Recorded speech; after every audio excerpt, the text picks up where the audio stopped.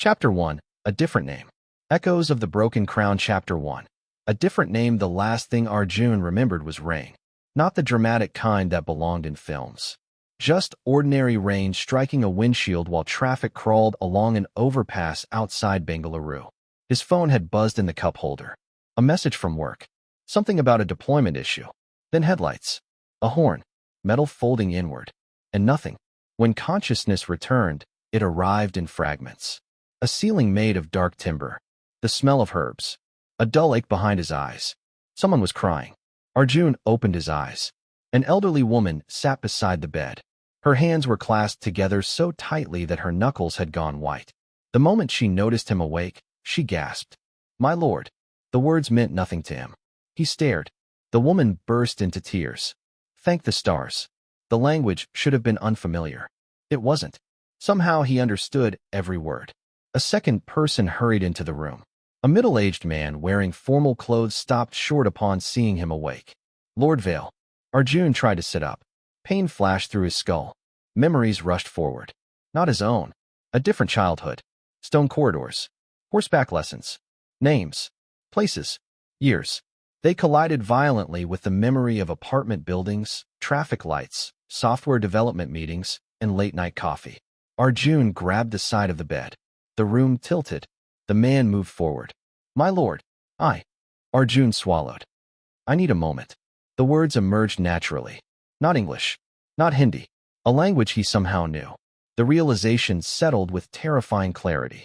He was not in a hospital. He was not in India. And the memories crowding his head belonged to someone else. 3 days later, Arjun reached a conclusion he would never have believed possible. He was dead, or had died, or something close enough that the distinction no longer mattered. The body he occupied belonged to Lord Arjun Vale, a minor noble from the kingdom of Valoria. 28 years old. Unmarried. Known primarily for being quiet. Known secondarily for possessing modest lands along a trade route damaged during the recent civil war. According to everyone around him, Lord Vale had spent weeks suffering from a severe illness before unexpectedly recovering. Only he had not recovered. The original owner of the body was gone. Arjun remained. The situation would have been absurd if it weren't so undeniable. He tested reality repeatedly during those first days. The walls remained solid. The servants continued existing when he looked away. The memories of modern India never faded. Neither did the inherited memories of the nobleman whose life he now inhabited. Eventually, practicality asserted itself. Panicking would not solve anything. The world existed. He existed. That was enough to begin. The explanation he offered was simple.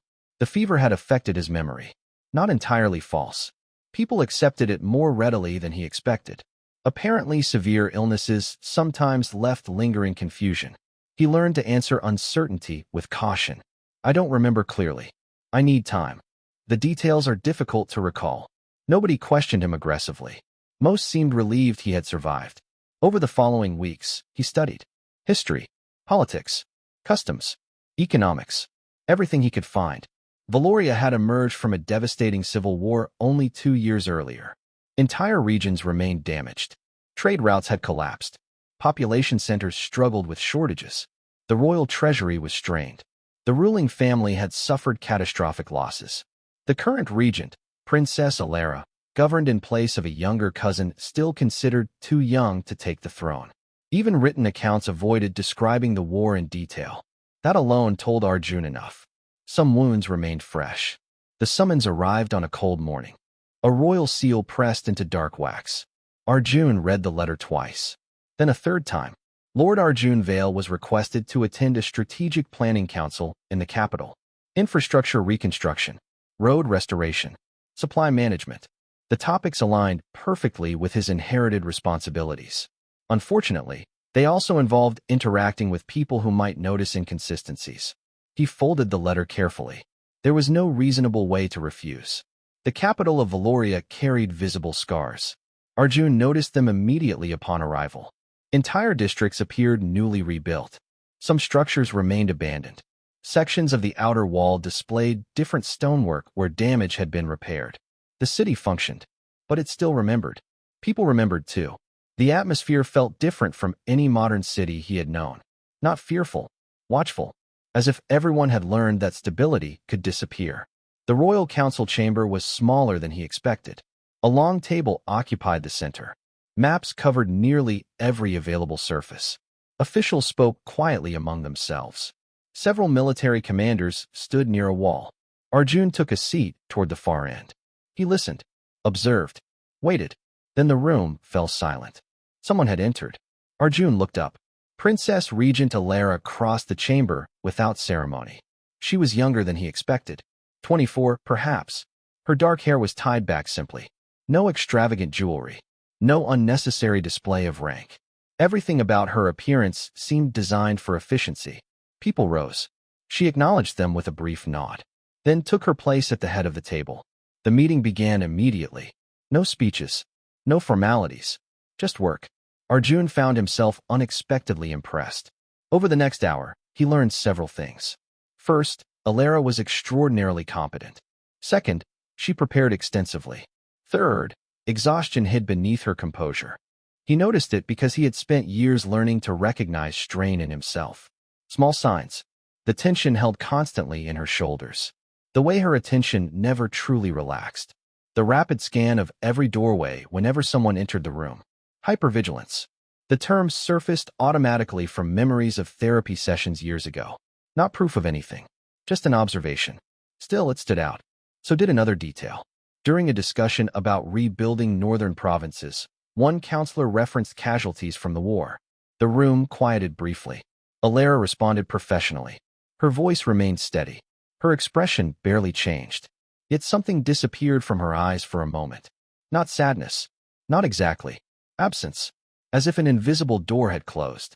Then she continued the conversation. Most people appeared not to notice. Arjun did. The meeting shifted toward transportation infrastructure. Trade roads. Bridges. Supply routes. Areas where Lord Vale's lands happened to be relevant. Elara turned toward him. Lord Vale. Every eye in the room followed. Arjun resisted the urge to sit straighter. Your Highness, the Eastern Road remains operational despite limited funding. Yes. How? The question was direct. No hostility. Just genuine inquiry. Arjun glanced at the map. Fortunately, practical problem-solving translated well across worlds. We prioritized maintenance over expansion. Several counselors frowned. He continued. A damaged road can still function. A collapsed road cannot. We repaired critical sections first and delayed less urgent projects. Silence. Then Elara nodded once. Reasonable. She studied the map. Could the same approach apply elsewhere? It depends on labor availability and local conditions. Prepare a proposal. Of course. The conversation moved on. Brief. Professional. Nothing remarkable. Yet Arjun noticed several officials exchanging looks. Apparently, the princess did not hand out approval casually. The meeting lasted another 3 hours. By the end, Arjun had developed a clearer impression of the woman ruling Valoria. She was intelligent, disciplined, careful, and carrying something heavy. Not visibly, not dramatically, but consistently. The signs appeared between moments rather than during them. A slight flinch when voices rose unexpectedly. The way she positioned herself where she could see every entrance. The measured distance she maintained from nearly everyone. Trauma, he thought. Or something close to it. Not a diagnosis. Just recognition. He remembered sitting across from a therapist years ago after losing his parents.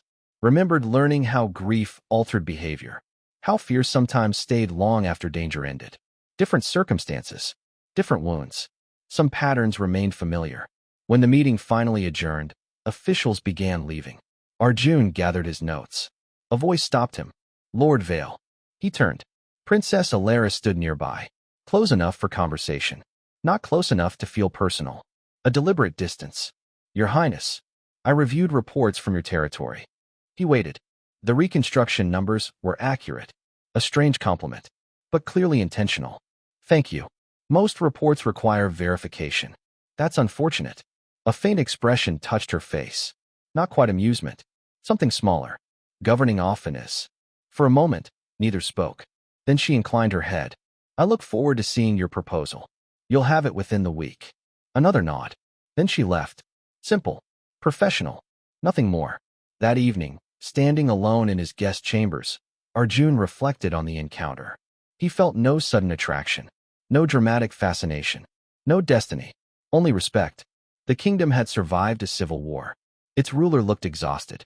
Yet she continued working. Meeting after meeting. Decision after decision.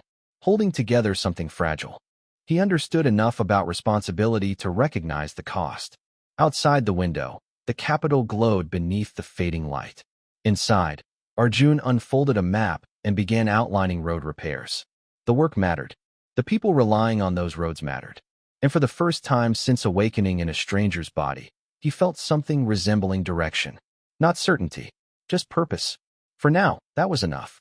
End of chapter 1.